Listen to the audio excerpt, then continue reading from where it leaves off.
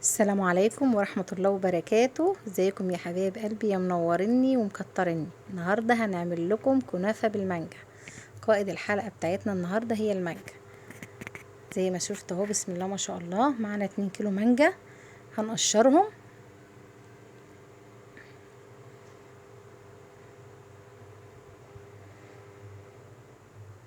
ومعانا نص كيلو كنافة، ومعانا كيلو الا ربع لبن، وهنعصر عصير مانجا برضو حوالي كيلو الا ربع، 3 كوبايات.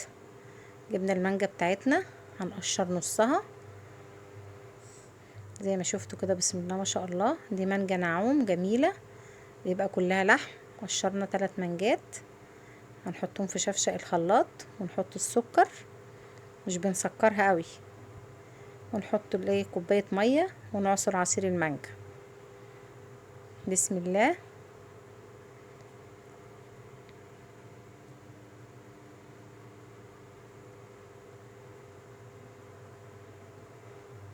هنعمل الشربات بتاعنا بتاع الكنافة ونحطه على النار على ما نجهز الصواني بتاعتنا.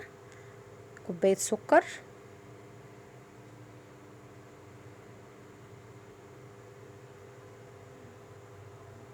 2، هما كوبايتين سكر بس، وعليهم كوبايتين مية. مش عايزينه تقيل قوي، عايزينه متوسط، ما يبقاش سمكه يعني تقيل. حطينا كوبايه ميه، ونحط التانية ورشها كده من ناحيه الحروف، عشان لو في سكر ما يخليش الشربات يسكر ينزل. هنحط بقى عصره ليمونه،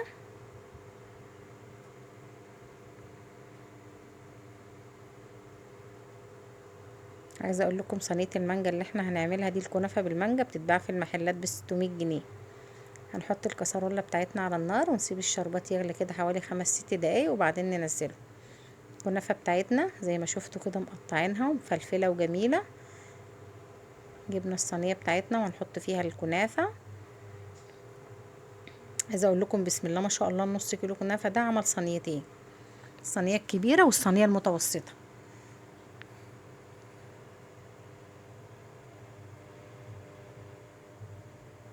احنا حاطين كوب سمنه على النار، سمنه بلدي بنسيحها، هنسقي بيها الكنافه.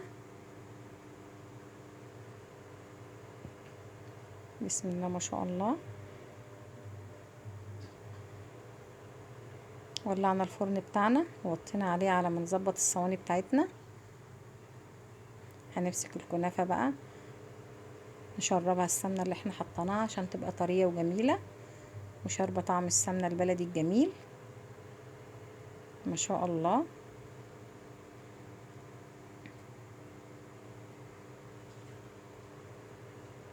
نقلب كده لغايه ما تشرب السمنه. نظبط الصينيه بتاعتنا بقى زي ما شفتوا كده، ما شاء الله ظبطناها وسويناها. عملنا الصينيه التانية كمان عشان ما نطولش عليكم، عملناها. هنجيب بقى الحله بتاعتنا نحطها على النار، وهنعاير العصير بتاع المانجا اللي عملناه معاكم. 1 ادي 2، هنحط 3 كوبايات ما شاء الله. هنجيب اللبن بتاعنا، نحط 3 كوبايات لبن برضو. 1 2 3. الشربات بتاعنا غلى حوالي 7 دقايق او 6 دقايق. شلنا من على النار وحطينا له الفانيليا، هنسيبه يبرد. لازم يبرد تماما، الكنافه تبقى سخنه والشربات يبقى بارد. رجعنا لعصير المانجا واللبن، هنحط له 4 معالق نشا مليانه هرم على البارد كده قبل ما نولع النار.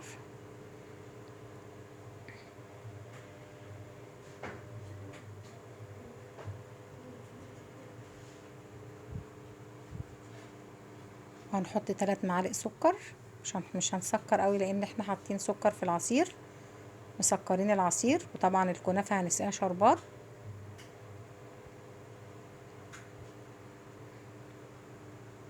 هنجيب المضرب بتاعنا ونقلب على البارد كله، النشا والسكر مع العصير المانجا مع اللبن. لغايه ما كله يدوب. نولع البوتاجاز بتاعنا. ما شاء الله، اللهم صل على النبي. عايزه اقول لكم ما شاء الله، الله اكبر، طعم ولا في الخيال. عملت الصينيتين مش عايزه اقول لكم يعني ما شاء الله ما شاء الله، حاجه كده زي العسل.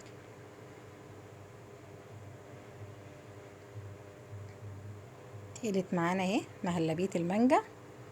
انا حطيت نقطتين 3 كده لون طبيعي، لون الاصفر.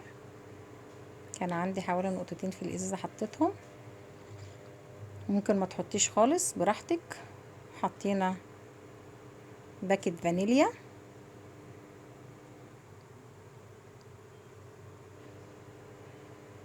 كده احنا عايزين السمك المطلوب زي ما شفتوا كده. هنسيبها تبرد تماما برضو. هنرجع بقى لباقي المانجا اللي معانا مقشرينها اهي. هنقطعها بقى مكعبات عشان نحطها على وش الصينيه. زي ما شفتوا كده ما شاء الله المانجا كلها لحم وجميله.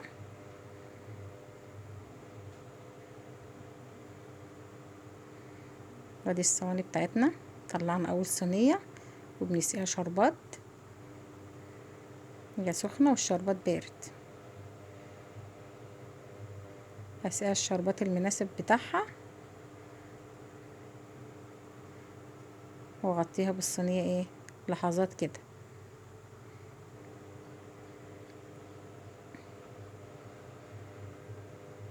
دي الصينيه التانية بتاعتنا.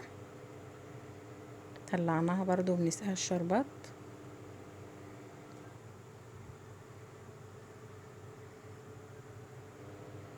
طلع الصينيه نحطها على حاجه عشان بتبقى سخنه والرخامه بتبقى ساقعه، ففرشت تحتها فوطه. اهي ما شاء الله الكنافه بتشرب من الشربات اهي. هي سخنه وهو بارد. جبنا بقى المهلبيه بتاعتنا ساقت خالص والشربات كان ساقع خالص برضو. بردنا الحاجه دي طبعا قبل ما نحطها. ما شاء الله. هنحط بقى رق المهلبيه فوق الكنافه.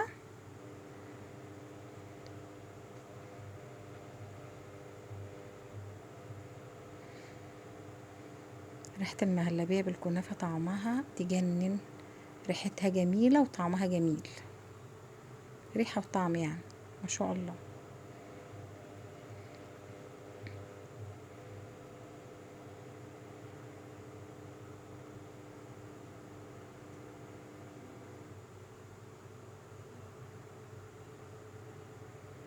هنجيب المعلقه بتاعتنا بقى ونسوي الصينيه كويس.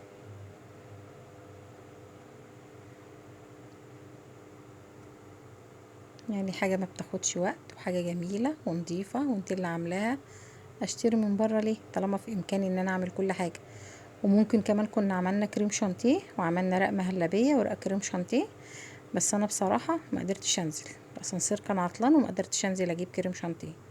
فاكتفيت بكده. بس ما شاء الله ما شاء الله يعني طعمها زي العسل. جربوها كده ومش هتخسروا حاجه. المانجا كتير في السوق ومش غاليه ولا حاجه.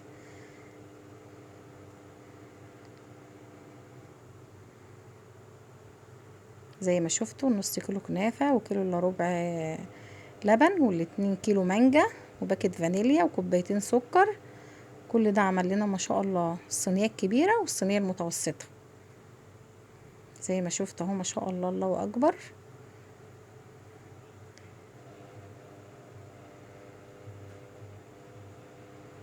هندخلها التلاجة بقى حوالي 3 ساعات. كان عندي كراميل قلت ارش عليها كده اديها شكل وطعم. هو ممكن تحطي عنب، ممكن تحطي كريز، اي لون يكسر اللون الاصفر ده. فطبعا انا بقى كان عندي كراميل في التلاجة فقلت ارش عليها كده يدي اللون البني الجميل ده. ما شاء الله. عايزه بقى لو الوصفه بتاعتنا عجبتكم اللايك والشير والاشتراك في القناه عشان يوصلكوا كل جديد.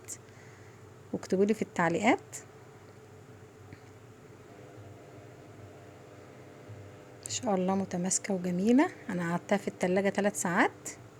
براحتك 3 4 براحتك. هما الولاد صبروا عليها 3 ساعات بالعافيه. هنقطعها بقى وهنطلعها وهتشوفوها دلوقتي.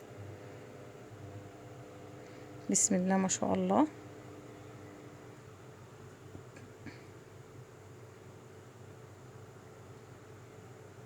متماسكة وجميلة، والخرطة ماسكة نفسها اهي، وما شاء الله زي العسل. شايفين؟ الله اكبر ما شاء الله. بألف هنا وشفا للي ياكل. زي ما شفتوا جميلة وسهلة وبسيطة. بألف هنا وشفا يا حبايب قلبي.